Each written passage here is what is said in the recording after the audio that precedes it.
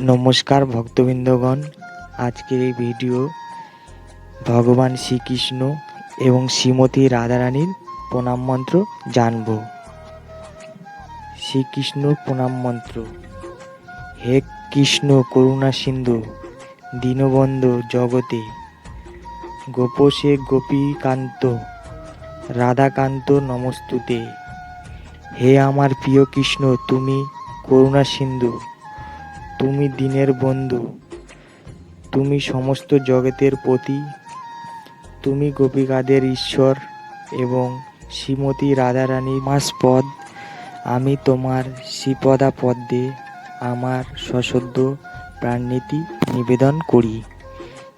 শ্রীমতী রাধারানীর প্রণাম মন্ত্র। তত্ত্ব কাঞ্চনে গৌরাঙ্গী রাধে বৃন্দাবনেশ্বরী, বিশ্বভুবতে দেবী প্রণামী হরিপ্রিয়।